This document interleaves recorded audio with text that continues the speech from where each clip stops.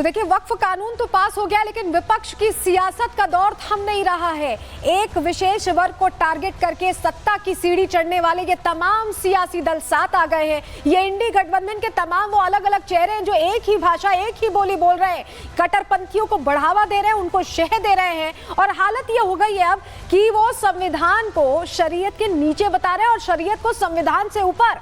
क्या हो रहा है बंगाल में, और बल्कि ये जो इंडी गठबंधन गैंग है, कैसे भड़काऊ गैंग में ये तब्दील हो गया है। सबसे पहले बात इसी की कर रहे हैं बंगाल की। पहले आपको 4 तस्वीरें दिखाने जा रहे हैं, क्योंकि ये तस्वीरें बताएंगी कि हालात कैसे हैं बंगाल में। मुर्शिदाबाद में कैसे हिंसा हुई वो तस्वीर देखिए, और ये हिंसा 1-2 दिन नहीं, लगातार होती आ रही है।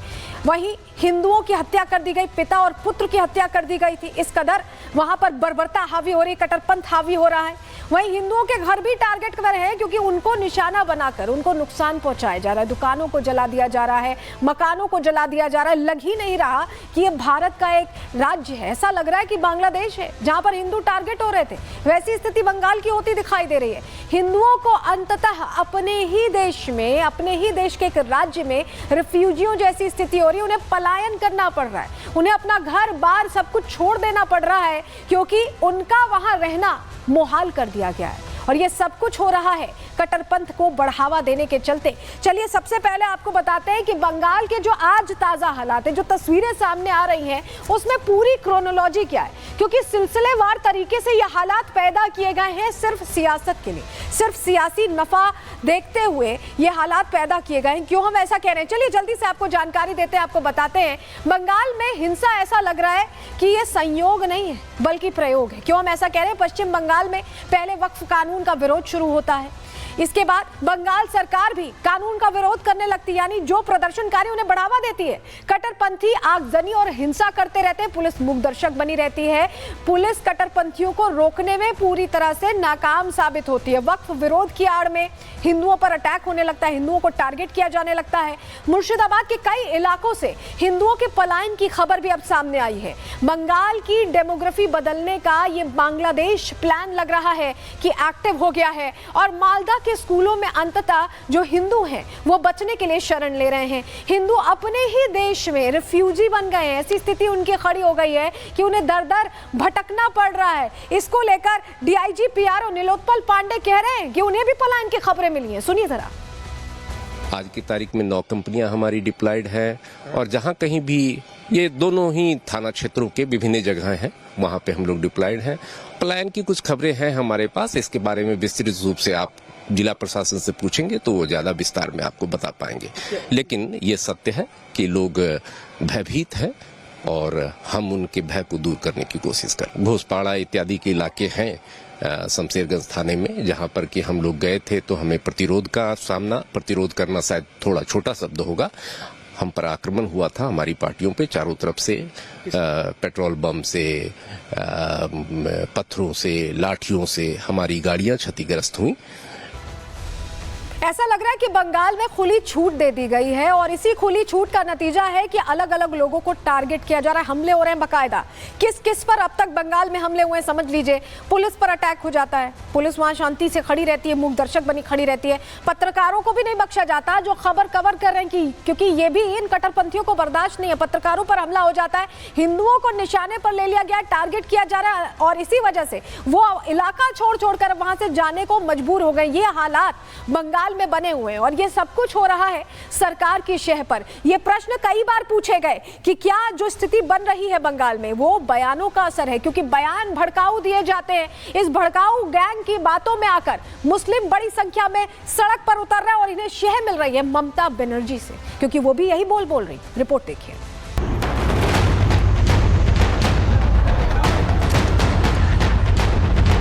आप लोगों को दिल में दुख हुआ है वॉकअप प्रॉपर्टी के लेके, आप भरोसा रखिए बंगाल में ऐसा कुछ नहीं होगा। Didi will protect you and your property. Paschim Bangal की मुख्यमंत्री ममता बनर्जी का यह ऐलान न सिर्फ लोकतंत्र के खिलाफ है, बल्कि कट्टरपंथियों के हौसले बढ़ाने वाला भी है। ममता बनर्जी की शह पाकर एक बड़ी मुस्लिम आबादी सड़क पर है। इस भीड़ में वो कट्टरपंथी भी शामिल हैं, जिनके मंसूबे जिहादी हैं, जिनके निशाने पर कानून व्यवस्था और हिंदू हैं, जिनका टारगेट सिर्फ और सिर्फ लूटपाट और दहशतगर्दी है।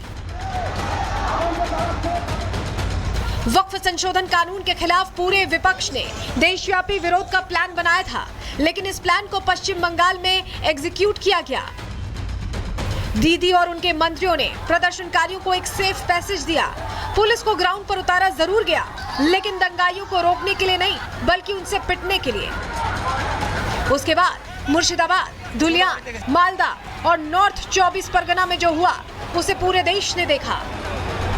ममता बनर्जी इसके लिए रिस्पॉन्सिबल है। जैसे तरीके से वक्फ बिल को लेके वो जैसा उत्साह दे रहे थे, मुसलमान लोगों को जैसे उत्साह दे रहे थे, उसका परिणति है मुख्यमंत्री उनके सामने उनका मंत्री बोल रहा है कि हम ऐसा एक दिन आएगा, हम लोग चाहते हैं तो पूरा कोलकाता को ब्लॉक कर दे सकते हैं।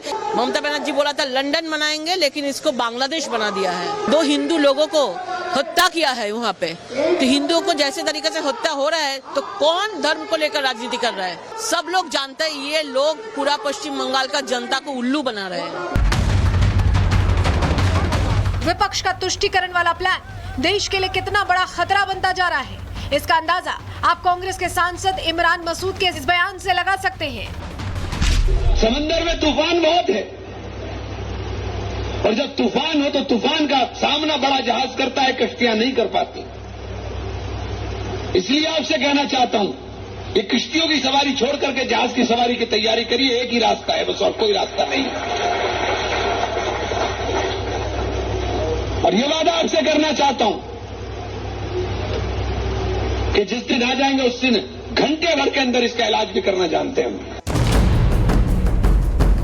जो पार्टी पिछले 11 साल से सत्ता से बाहर है, अगले 4 साल तक जिसकी सत्ता में वापसी की उम्मीद भी नहीं है, उसके नेता महज मुस्लिमों को बरगलाकर देश का माहौल बिगाड़ने के लिए ऐसी तकरीरें कर रहे हैं।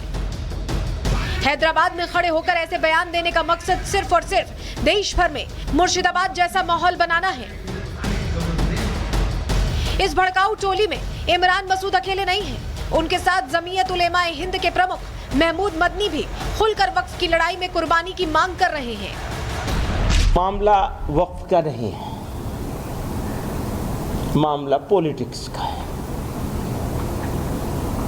मुसलमानों के नाम पर, मुसलमानों के खिलाफ लड़ाई जारी रहेगी, खत्म नहीं। और जो कुर्बानी देनी पड़े, अगर लड़ना पड़ेगा लड़ेंगे, सब्र करना पड़ेगा सब्र भी करेंगे, और कर रहे हैं। 1 घंटे वाली धमकी और कुर्बानी वाली तकरीरें बता रही हैं कि पश्चिम बंगाल में हो रही हिंसा के पीछे यही सोच काम कर रही है। इमरान मसूद, असदुद्दीन ओवैसी और महमूद मदनी जैसे बयान बहादुरों के मंसूबों की पोल उन्हीं की कौम के धर्मगुरु खोल रहे हैं। जिस दिन से ये बिल पास हुआ, मैं उसी दिन से चिल्ला रहा हूँ कि सड़कों पर आना, इस बिल को लेकर मुखालफत सड़कों पर करना ये उचित नहीं है। इसका नतीजा यही निकलेगा, लोग मरेंगे, उनके खिलाफ FIR होंगी, हिंदू मुसलमान नफरत फैलेगी, कोई इधर जाएगा कोई उधर जाएगा, यकीनी तौर पर ये सब होगा। ये जो हमारे जो कह रहे हैं कि हम इसके विरोध में काम कर रहे हैं, वक्फ बिल नहीं होना चाहिए, ये लोग जानबूझकर हिंसा भड़काना चाहते हैं, हिंसा भड़काना चाहते हैं। ये आप असदुद्दीन ओवैसी का बयान देखिए, मुसलमानों उठो, उठने का वक्त आ गया है, तुम्हारे सर पे तलवार लटकी हुई है, तुम्हारी मस्जिदों को खतरा है। ये ऐसे बयान हैं जो किसी भी धर्म के मानने वाले के जज्बात को भड़का सकता है। वक्फ कानून और हिंदुओं के खिलाफ पश्चिम बंगाल सियासी प्रयोगशाला बन गया है। हिंदुओं का पलायन बता रहा है कि बंगाल में बांग्लादेशी सोच हावी होती जा रही है। यही वजह है कि अब मुर्शिदाबाद जैसे जिलों में सेंट्रल फोर्स की तैनाती की गई। मैं इसकी बहुत भर्त्सना करता हूं। विरोध करने का अधिकार है, लेकिन हिंदुओं के घर घुस करके मारा जा रहा है और ममता जी की पुलिस शांत रहती है। वो तो हाईकोर्ट के आदेश पर BSF की फोर्स पहुंची तो कुछ लोगों की जान बची। आज सैकड़ों की संख्या में लोग पलायन कर रहे हैं दूसरी जगह पर। वोट बैंक के लिए ममता जी कहां तक जाएंगी? क्या इंसानियत का दायरा भी वोट बैंक से नीचे है? सेंट्रल फोर्स हालात को काबू में कर रही है, लेकिन अभी भी हिंदुओं के घरों पर ताला है।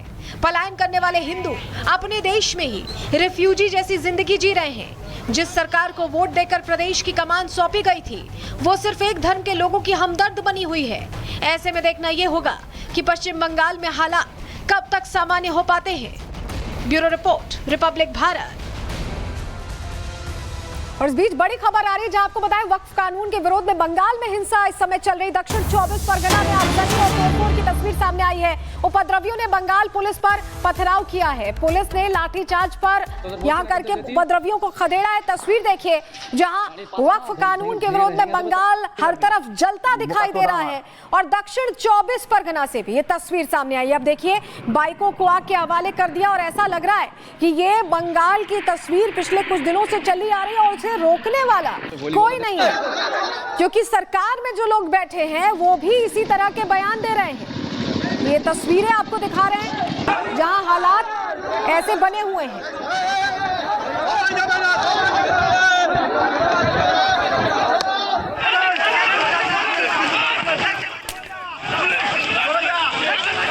और चलिए तीन तस्वीरें आपको दिखाते हैं किस तरह के हालात बंगाल में हैं। आपके लिए देखना महत्वपूर्ण हो जाता है। उपद्रवियों ने पथराव किया। ये हाईवे की तस्वीर है जहां तोड़फोड़ हो रही है, आगजनी हो रही है।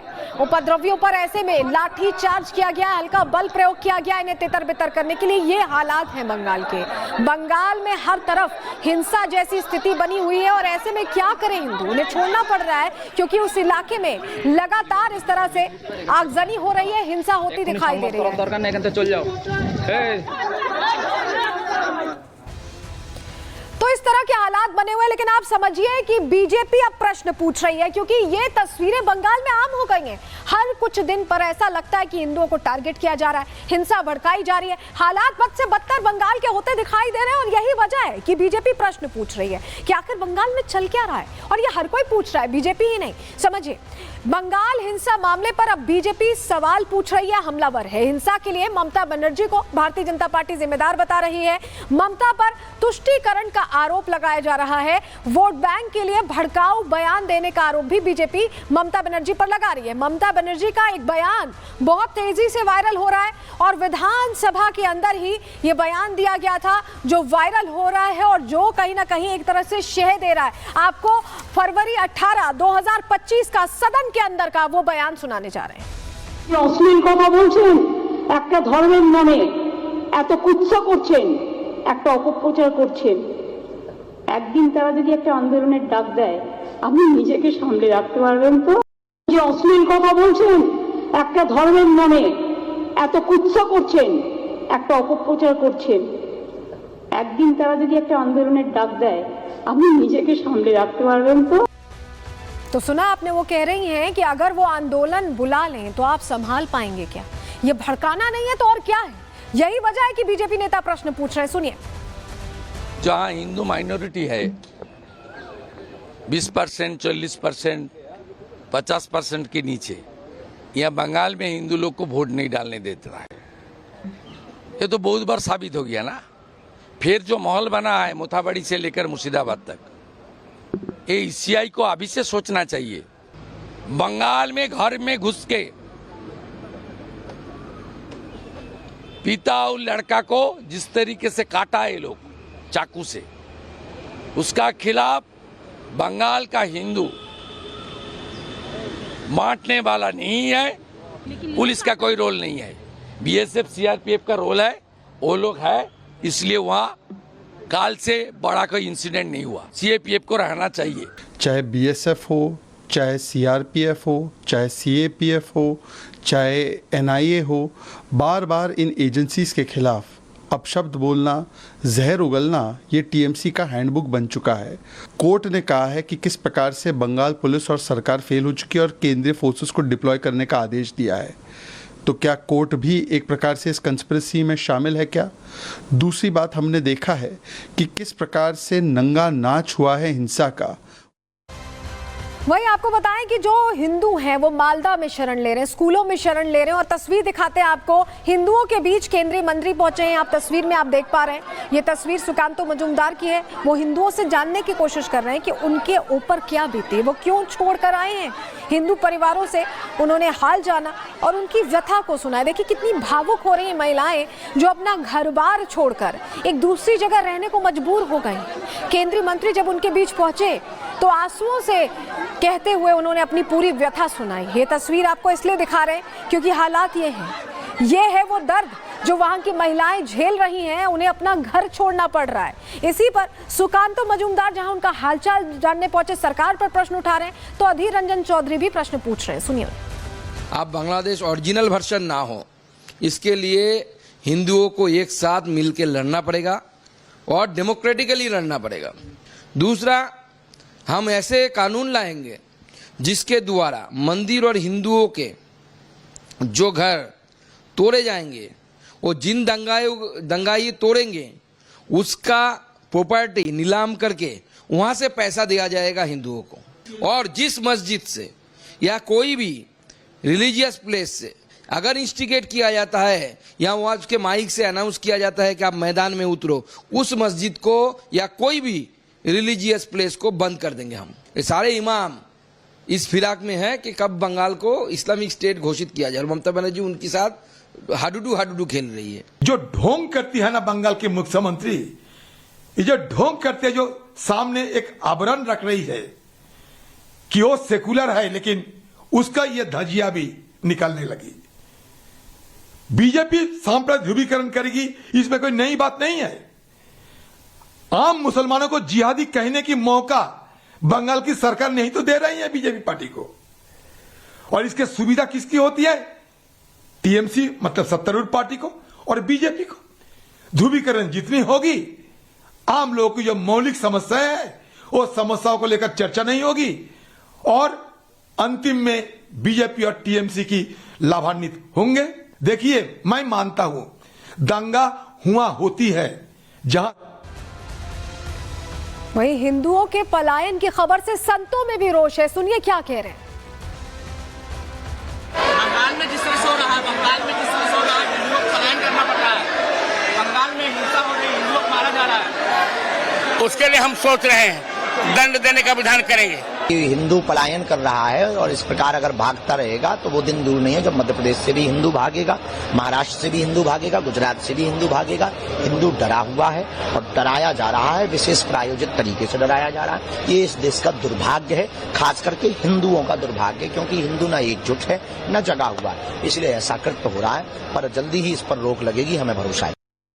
तो संत समाज तो कह रहा है इस पर रोक लगेगी, लेकिन बड़ी बात यह, आपने बंगाल की तस्वीर देख ली जहां पर हिंसा हो रही, उपद्रव हो रहा है, कुछ नहीं कर रही है बंगाल की पुलिस। लेकिन ये जो विरोधी मानसिकता है वो वहीं तक सीमित नहीं है। हनुमान जयंती के दिन गुना पर में भी जब शोभा यात्रा निकली तो हमला हो गया और उसके बाद देखिए जब हिंदू संगठन यहाँ पर उतरे हैं सड़कों पर विरोध करने, तो वो भी पूछ रहे हैं कि आखिर क्या उन्हें अपने देश में ही शोभा यात्रा निकालने का भी हक नहीं रह गया है। तस्वीर देखिए, ये हिंदू संगठनों का आक्रोश है, उनका विरोध मार्च है। शोभा यात्रा पर हमले से गुस्सा है, लेकिन देखिए यहाँ कानून कैसे बरकरार रखा गया। हिंदू संगठनों का ही विरोध था, लेकिन देखिए हल्का बल प्रयोग किया गया, हालातों को नियंत्रण में करने के लिए बल प्रयोग किया गया। पश्चिम बंगाल में तस्वीर आपने नहीं देखी, यही वजह है कि वहां आगजनी हुई, ये स्थिति बनी हुई है। तो आप समझिए कि इस तरह के हालात हैं। गुना में जो हनुमान जयंती के दिन हुआ उसमें भी कई प्रश्न खड़े होते हैं कि आखिर ये हालात कैसे बने। गुना में कौन से वो एक तरह से गैंग है, जिहादी गैंग, जो उस समय एक्टिव हो जाते हैं जब कोई ऐसी शोभा यात्रा निकलती है। पूरी खबर क्या है चलिए आपको बता रहे हैं। गुना में सड़क पर हिंदू संगठन उतरे अपनी आवाज बुलंद करने के लिए। हनुमान जयंती पर हुए हमले का ये विरोध कर रहे थे। वीएचपी और बजरंग दल के कार्यकर्ता यहां उतरते दिखाई दिए सड़कों पर। ज्ञापन सौंपने के बाद मुस्लिम मोहल्ले की तरफ ये बढ़ रहे थे। पुलिस ने बल प्रयोग करके भीड़ को रोक दिया, आगे बढ़ने नहीं दिया। आरोपियों पर बुलडोजर कार्रवाई की मांग ये लोग कर रहे हैं, न्याय की मांग कर रहे हैं। पुलिस ने अब तक 17 लोगों को अरेस्ट किया इस पूरे मामले में। एसपी गुना इस पूरे मामले पर क्या कह रहे हैं, उन्हें सुनिए। सबसे बात हो गई थी कि शांतिपूर्ण तरीके से ज्ञापन दिया जाएगा और ज्ञापन दे करके अपने अपने स्थान से जहां से ये आएंगे दिए जाएंगे। सोशल जो हम लोग स्पॉट कर लेंगे अभी सीसीटीवी कैमरा से, और स्पॉट करके उनके द्वारा कार्रवाई की जाएंगी। उसमें कुछ एंटी सोशल एलिमेंट्स आ गए थे, तो उन्हें चिन्हित करेंगे ऐसे एंटी सोशल एलिमेंट्स को। एकदम जैसे ये हालात अभी धीरे धीरे नॉर्मल हो रहा है, नॉर्मल होते ही उन पर कार्रवाई की जाएगी, सख्त कार्रवाई की जाएगी। अच्छा, उन्होंने एक ज्ञापन दिया है कलेक्ट्रेट में, और वो जो कह रहे हैं कि जो हिंदुओं पे पथराव हुआ उसके खिलाफ बुलडोजर एक्शन की मांग कर रहे हैं। इसको काफी गुस्सा, लोगों में आक्रोश दिखा इसको लेकर। जो विधि सम्मत कार्रवाई है वही होगी, किसी भी प्रेशर में कोई ऐसी कार्रवाई नहीं की जाएगी जो संभव नहीं है और विधि सम्मत नहीं है। और अभी जो शासकीय कार्य में बाधा जैसी धारा लगाएंगे क्या हिंदू लोगों पे, जिन लोगों ने जो हम लोग इस पूरे स्थिति को नॉर्मल करने के बाद जो भी तथ्य हमारे सामने आएंगे, फरियादी आएंगे, उस पर समुचित कार्रवाई की जाएगी। अंतिम सवाल, कितने आरोपी हिंसा में जो पथराव वाले मामले में गिरफ्तार हो चुके हैं और कितनों को हो सकती है गिरफ्तारी? टोटल 17 अभी तक हो चुके हैं और उनके द्वारा करीब 20-22 लोग हैं, और उनको बाकियों को गिरफ्तार जल्द से जल्द कर लेंगे। 17 गिरफ्तारियां हो चुकी और गिरफ्तारियों की मांग हो रही है क्योंकि शोभा यात्रा पर पत्थर बरसाए गए थे। जो हालात बने थे, मस्जिद से जानकारी मिल रही है कि पत्थर बरसाए गए। जांच इस मामले में चल रही है। हनुमान बने कलाकार की यहां पर पिटाई कर दी गई थी। मस्जिद से हथियार लेकर उपद्रवी निकले थे और अब हिंदू इस पूरे मामले में सख्त एक्शन की मांग कर रहे हैं। उनका कहना है कि दोषियों के घरों पर बुलडोजर एक्शन लिया जाए। ये बड़ी बात उनकी तरफ से कही जा रही है। सुनिए क्या मांगे उनकी। तमाम जो लोग हैं वो यहाँ पर ज्ञापन देने आए हैं। विरोध प्रदर्शन में ये जो है यहाँ पर ज्ञापन देने आए हैं कि जो कठोर कार्रवाई है वो की जाए। इसी के चलते यहाँ पर हिंदू संगठन के लोग जो है, देखिए यहाँ पर कलेक्ट्रेट कार्यालय के बाहर इकट्ठे हुए हैं और जय जय श्री राम के नारे लग रहे हैं। और सभी ये लोग जो है आरोपियों के खिलाफ बुलडोजर एक्शन की मांग करने के लिए यहाँ पर ज्ञापन देने आए हैं। क्या मांग है आप लोग की? आप लोग सर बुलडोजर चलवाना चाहिए। बुलडोजर जेसीबी चलना चाहिए। जेसीबी चलना चाहिए। जेसीबी चलना चाहिए। में आश्वासन है। हाँ, बोला है बुलडोजर चलो, चलवाना बुलडोजर। जय श्री राम। हमें जेसीबी चलनी चाहिए। तो गुना में भी ऐसा लग रहा है कि निशाने पर हिंदू हैं, हिंदुओं की त्योहार है, हिंदुओं की आस्था है। बावजूद इसके राजनीति तेज होती दिखाई दे रही है। रिपोर्ट इसी से जुड़ी आपको दिखा रहे हैं।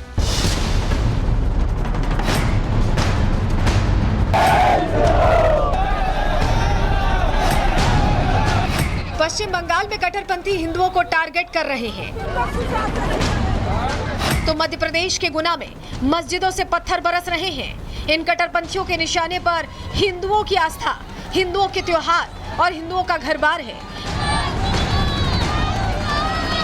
ये कट्टरपंथी इस कदर बेलगाम है कि ये कलाकारों को दौड़ा दौड़ा कर पीट रहे हैं। हिंदुओं को टारगेट करने के लिए मस्जिदों से हथियार लहरा रहे हैं। ऐसे में अब हिंदुओं का सब्र टूटने लगा है। ऐसे कट्टरपंथियों पर एक्शन की आवाज बुलंद होने लगी है।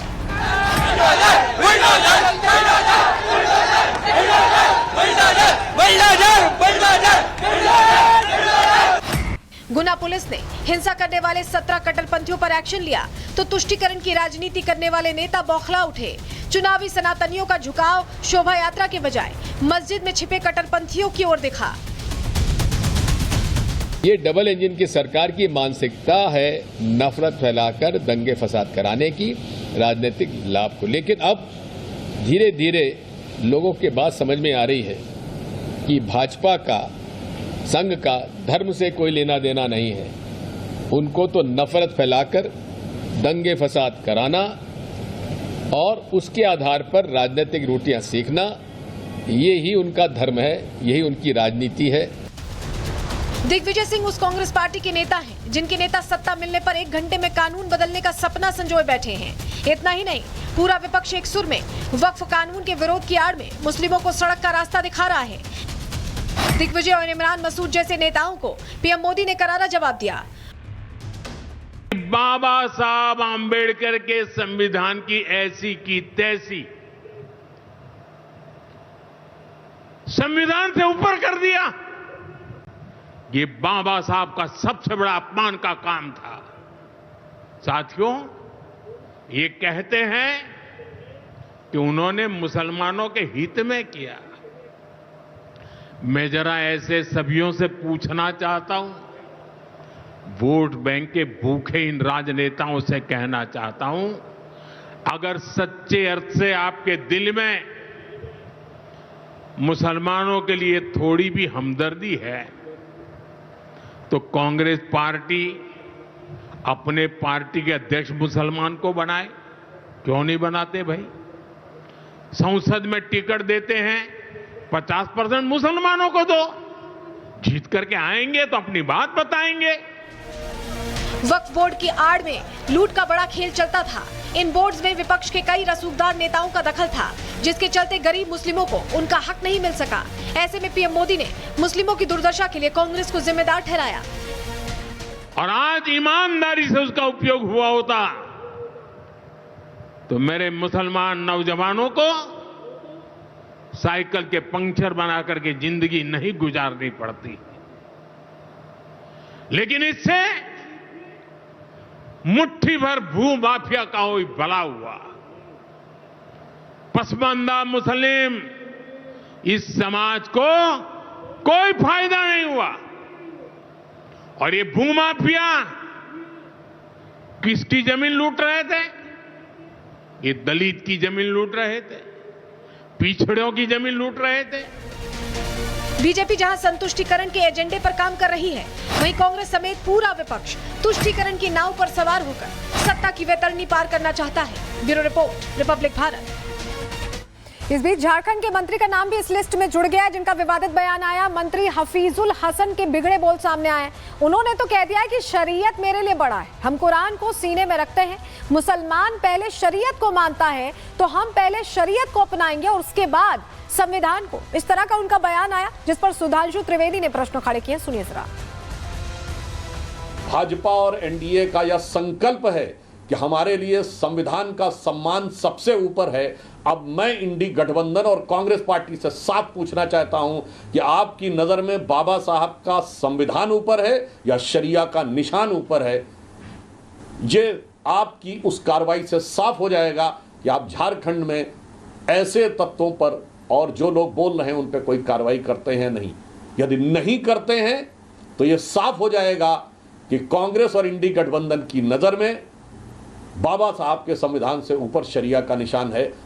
इससे साफ है इमरान मसूद के बयान से कि कांग्रेस पार्टी की हाथ में संविधान खतरे में है, उनके हाथ में संविधान जेब में है और प्रधानमंत्री श्री नरेंद्र मोदी जी के नेतृत्व में भाजपा और एनडीए के लिए संविधान हृदय में है।